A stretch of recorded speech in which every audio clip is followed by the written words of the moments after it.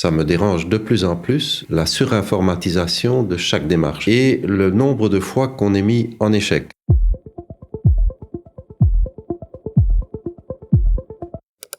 Bonjour, je suis Benoît Dubras. Bonjour, je suis Laetitia de la Biblif. Déclic est une rencontre sur des questions liées aux écrans. À chaque rencontre, une nouvelle question. Déclic épisode 4. Qu'est-ce que être connecté ? On en parle avec le collectif Pantographe. La première question est la plus simple, c'est êtes-vous connecté ? Oui, je suis connectée, mais je me demande un peu ce que ça veut dire être connecté, quoi. On peut se poser la question. Connecté dans quel sens ? Connecté à Internet, connecté dans toutes les nouveaux petits sites et tout ce que les jeunes font. Que veut dire connecté ? Connexion smartphone, connexion ordinateur et tous les moyens actuels, ouais. Pas tellement connexion réseaux sociaux, voilà, c'est encore deux choses différentes. Il y a l'outil informatique, oui. Pas dans toutes ces applications. Mais moi, je trouve super, en fait, votre réflexion, parce qu'effectivement, connecté à quoi ? Êtes-vous connecté, finalement, c'est être connecté à la société. Et est-ce qu'on est encore connecté à la société si on n'est pas connecté à Internet ? C'est ça, en fait, la question. Je trouve que c'est super intéressant de se poser cette question-là, parce que, voilà, on est largement ici pour parler de fracture numérique, parce que c'est quelque chose qui vous tenait à cœur. Et je pense que la question est mieux formulée dans ce sens-là. Est-ce qu'on est encore connecté à la société si on n'est pas connecté à Internet ? Je pense que c'est difficile parce que si on n'est pas connecté à Internet, on n'a même plus droit à aller sur son compte en banque. Les agences ferment de plus en plus et on est obligé de passer par les applications et ce genre de choses. On ne peut plus même aller voir un spectacle parce que depuis le Covid, ils ont appris à être connectés au lieu de répondre et d'être présents pour les gens. Dans les administrations, c'est la même chose. Même à la mutuelle, on ne sait pas passer sans être connecté. Donc, on n'a pas vraiment le choix. Et c'est parfois dommage parce que je trouvais ça très compliqué. Il y a tout un discours de simplification de la vie qui est complètement faux. En fait, on nous entube complètement parce que moi, je me souviens de mon enfance, je dirais, dans les années 50 et 60. Et je trouvais que la vie était beaucoup plus simple et facile à ce moment-là. Et donc, chaque fois qu'on a, soi-disant, fait des progrès dans cette société, c'était pour nous, soi-disant, nous simplifier la vie. Et je trouve que ça n'a fait que la compliquer. L'outil informatique, je connais bien. J'ai démarré à m'intéresser à l'informatique en 82, 83. J'étais toujours très branché rapidement sur l'informatique. Eh bien, maintenant, ça me dérange de plus en plus, la surinformatisation de chaque démarche. Et le nombre de fois qu'on est mis en échec, non seulement par le média informatique, qui s'est arrangé pour, à force de, entre guillemets, améliorer son produit, vous mettre en échec de plus en plus souvent sur les mises à jour, sur ceci qui ne marche pas, etc., etc. Et le cœur des administrations, effectivement, et des privés, des grosses institutions qui se sont mis à tout conjuguer avec un passage par l'informatique. S'il y a une petite case qui n'est pas prévue, s'il y a un petit détour qu'on ne comprend pas directement, eh bien, vous êtes en échec. Donc, on apprend essentiellement à être très souvent en échec. Et ça, c'est très, très, très désagréable. Je pense qu'en fait, on enlève le côté humain, qu'on transforme des gens en des petits robots, que bientôt, c'est l'ordinateur, c'est les robots qui décideront et les humains, ils vont être là... être des marionnettes. On n'est plus, on pense même plus en fait. Et c'est dommage. On n'apprend pas aux gens à penser. On n'apprend pas aux gens à se sourire, à se parler. On apprend juste à taper sur un clavier. Même quand on va faire les courses, on nous enlève les caissières, on nous met des machines automatiques. Tout passe par l'automatique. Tout ça, effectivement, a été très clairement organisé pour renvoyer en miroir l'échec vers le consommateur. Ça a commencé effectivement avec les banques.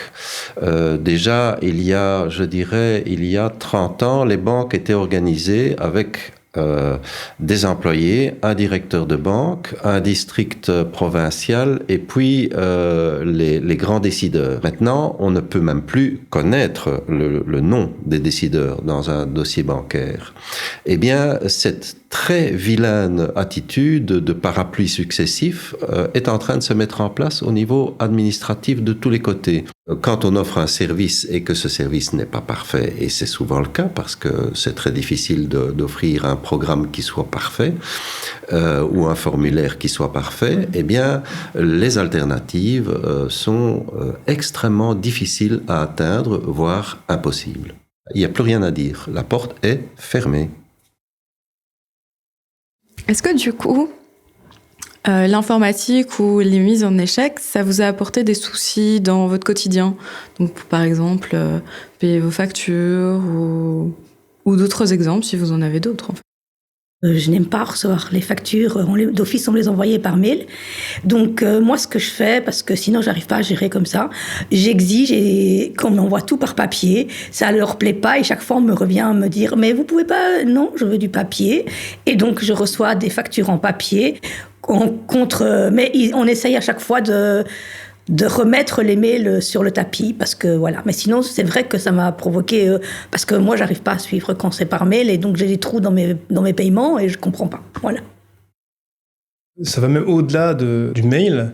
Maintenant, tu es obligé d'avoir un numéro de GSM pour pouvoir accéder à certains services. Si tu as juste un numéro de téléphone fixe, ça ne fonctionne plus. Comme disait Marc tout à l'heure, tu te retrouves en échec si tu ne sais pas remplir la case numéro de GSM. On en revient forcément à devoir avoir des outils qu'on n'a pas forcément besoin, parce qu'il y a des gens qui n'ont pas besoin de téléphone portable, quoi. Tout comme il y a des gens qui n'ont pas besoin d'avoir de mail, parce que leur vie fonctionne autrement. Et qu'est-ce qu'on fait finalement des gens qui n'ont pas envie de ça?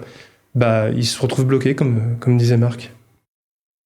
Oui, on a tous ces appareils parce qu'on n'a pas eu trop le choix. Par exemple, moi, avec mon grand, jusqu'à 7 ans, il n'y avait même pas de télévision, en fait, à la maison. Parce que je voulais pas, je voulais aller vers un autre sens. C'est sa grand-mère qui lui a offert son premier petit jeu vidéo, mais j'arrivais à gérer. Le petit, c'est vraiment une catastrophe, et c'est devenu encore une catastrophe encore plus depuis le Covid. Parce que d'office, il a dû avoir des ordinateurs et puis les tablettes pour faire le truc à l'école. Donc tout ça, il y a. Mais j'ai l'impression que c'est devenu une drogue où on passe plus que son temps devant ça. Et j'ai du mal à le gérer, vraiment. Parce que c'est tout ce qu'il fait. Et c'est pas franchement sain. On dit qu'il est pas capable de lire un livre. Et il est tout le temps sur son ordinateur. Or que son frère, il lisait, on faisait des jeux de société, on faisait autre chose. Et le petit, c'est pas le cas. Malheureusement, j'ai pas eu trop le choix et que ça a empiré en plus. Je trouve qu'il y a beaucoup d'humains, dès que eux ont un savoir ou quelque chose, ou une compétence, ils n'arrivent plus à imaginer que les autres ne l'aient pas. Et donc on se retrouve aussi dans des services où on est, comme dit Marc, mis en échec parce qu'on vous regarde comme si vous étiez complètement has-been, enfin complètement que vous veniez de la planète Mars, quoi. Quand vous dites que que ça vous ne savez pas faire. Hier, j'ai vu une émission sur Arte sur Xi Jinping, le dictateur chinois, et on voyait tout le système qui est mis en place pour vraiment contrôler la population. Mais c'est effrayant et je trouve que on a tellement... Il me semble qu'il y a de moins en moins d'esprit critique et donc ça pourrait très bien aller vers quelque chose comme ça, sans même qu'on s'en rende compte, quoi. On a l'impression d'être dirigé comme ça, comme un troupeau, vers quelque chose qui est vraiment déshumanisé, quoi.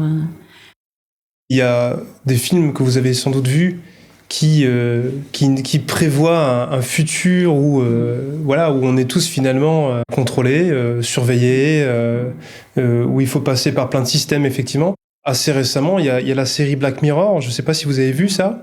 Chaque épisode fonctionne sur un sujet différent. Tu as un épisode, par exemple, où une mère surveille sa fille via sa tablette et ça l'amène à une surveillance totale au point où elle peut plus se passer, elle, de surveiller sa fille. Et du coup, ça pose énormément de questions, évidemment, avec la vie privée de sa fille. D'ailleurs, ça dérape au moment où sa fille commence à avoir des relations amoureuses. Il y a un des premiers épisodes de la première saison où il s'agit de coter les gens, comme en Chine, comme il se passe maintenant en Chine. Et plus tu as de points, plus tu es respecté et plus tu as accès à des services. Et moins tu as de points et moins tu peux accéder à des services au point où on t'empêche, comme en Chine d'ailleurs, de prendre l'avion, de prendre les transports, de rentrer dans des magasins, etc. Dans cet épisode, c'est super intéressant parce que tu vois la déchéance d'une personne qui, en premier lieu, fait absolument tout pour avoir le maximum de points, y compris mentir, y compris avoir une vie... mentir dans le sens toujours faire plaisir aux gens, leur dire qu'ils sont beaux, alors qu'en fait, ça amène à des comportements qui sont pas honnêtes. Et quand les gens, en retour, ne l'apprécient pas, c'est la décadence. Tu te retrouves en marge de la société. Quoi qu'en fait, ça existe déjà, finalement, parce que quand tu vois que des humains qui perdent leur emploi sont très vite à la rue et que les gens les laissent dans la rue, etc., quelque part, c'est pas très loin de ça. La dernière rencontre qu'on a fait, c'était avec des seniors sur le même sujet. Et je leur ai posé la question, et du coup, j'aimerais en discuter avec vous également, de savoir, à votre avis, pourquoi on laisse des gens sur le côté. Ou plutôt, pourquoi on ne se préoccupe pas des gens qui sont sur le côté. Toi, Dominique, tu as dit que des gens qui savent ne se préoccupent pas de ceux qui ne savent pas. Mais est-ce que c'est la seule raison, en fait ? Est-ce qu'il n'y a pas quelque chose de plus global, en fait, à votre avis, qui fait qu'on laisse des gens sur le côté, tout comme on laisse des gens vivre à la rue ? En fait, c'est parce qu'ils ne correspondent pas à des cases. Et on le voit très bien, par exemple, on peut utiliser là maintenant CAP 48. Tout à coup, on met en exergue les autistes. Moi, j'ai une connaissance justement avec un enfant autiste qui est allé dans une école normale avec mon fils et tout s'était bien passé. Et quand il est entré, justement, il ne correspondait pas aux cases. Ça a choqué certains parents. Mais cet enfant a bien évolué. Après, quand il est sorti du primaire, il a dû aller vers le secondaire. Et ça a un peu dérapé parce que l'école secondaire, elle n'était pas prête. Mais je pense qu'en fait, les différences, et quand on ne correspond pas, et par exemple, mon plus jeune aussi, il ne correspond pas aux cases de société. Et donc, ça dérange. Et il faut travailler autrement. Ça ne rapporte pas. C'est financier. Ce qui ne correspond pas aux cases ne va pas rapporter au niveau financier, ne va pas fonctionner dans le rouage. Et donc, il faut le dégager. C'est exactement là où je voulais en venir. Ce qu'on appelle la normalité, c'est les normes. Quelque chose qui est normal, c'est quelque chose qui est normé, en fait. C'est quelque chose qui rentre dans les normes qui sont inventées par la société. Être normal, c'est pas être quelque chose par défaut. Les normes, c'est quelque chose qui est inventé. Et si on ne rentre pas dans les normes, on n'est pas normal. Ce qui veut pas dire qu'on n'est pas bien, en fait. C'est juste qu'on ne rentre pas dans les normes. Et effectivement, il y a toute une histoire de capitalisme derrière. Quand on en parlait avec des seniors, la réflexion ce que je me faisais, et elles et eux aussi, c'est que en fait, quand t'es senior, tu rapportes plus d'argent, donc pourquoi est-ce qu'on s'occuperait de toi ? Oui, moi je pense qu'il y a même encore un problème plus profond, c'est que ça fait très longtemps que la société, que le monde même est complètement déséquilibré, puisqu'il y a eu un déséquilibre depuis même des milliers d'années entre le masculin et le féminin, et le fait que le monde ait évolué d'une façon presque exclusivement masculine, sans équilibre, en fait a favorisé la division et l'individualité. Et pour moi, on doit retrouver quelque chose de collectif dans la diversité. On parle beaucoup de collectif, mais pour moi, très souvent, quand je vois ce qu'il y a derrière ce mot, c'est vidé de son vrai sens. Effectivement, quand on réfléchit à un système, on doit globaliser, on doit réfléchir sur l'impact qu'a un groupe, par exemple, mais donc il faut définir ce groupe, et à ce moment-là, on ne peut pas définir les individus. Par exemple, tu viens de le dire, on peut très bien dire que effectivement, notre système est avant tout patriarcal, donc géré, créé et fait pour les hommes, et donc à ce moment-là, le groupe homme est identifié et on peut creuser le problème. Par contre, ce qu'on ne peut pas faire à ce moment-là, c'est de se dire, on peut pas prendre chaque homme en tant qu'individu, parce que sinon le système n'existe plus dans ce cas-là. Mais à l'inverse, effectivement, il ne faut pas penser à la collectivité sans penser aux différences et aux différents individus, parce que sinon il y a des gens qui restent sur le côté, parce qu'on a formé un groupe qu'on pourrait dire les gens connectés, et ceux qui ne le sont pas, par exemple, on n'y pense pas. Oui, il y a l'axe masculin-féminin, mais plus généralement, je crois qu'il y a l'axe argent. Et plus généralement, je dirais qu'il y a un axe au-dessus, en dessous, au niveau pouvoir. Que ce pouvoir soit par l'argent, ce qui est hélas la caractéristique la plus répandue, ou ce soit un pouvoir de décision. On l'a vu étonnamment, et pour moi, ça m'a beaucoup attristé et en même temps mis en colère pendant la crise du Covid. On a vu comment des gens ont repris à leur compte les règles les plus imbéciles qui ont été amenées pendant cette période-là, simplement par goût de se réaffirmer par rapport à leur groupe et par goût de prendre le pouvoir sur d'autres. Et ça, c'est ce qui est terrible dans cette fracture numérique et qui nous amène à ce que des gens, des intermédiaires, des gens dont le rôle n'est pas défini pour mettre de l'ordre ou remettre à l'ordre, s'en donnent les compétences et s'en donnent le plaisir malsain, entre guillemets. Merci à vous. Normalement, normalement, vous devez aussi dire merci, comme ça j'enregistre le merci. Merci à vous. Merci. Merci. C'était cool, non? Voilà.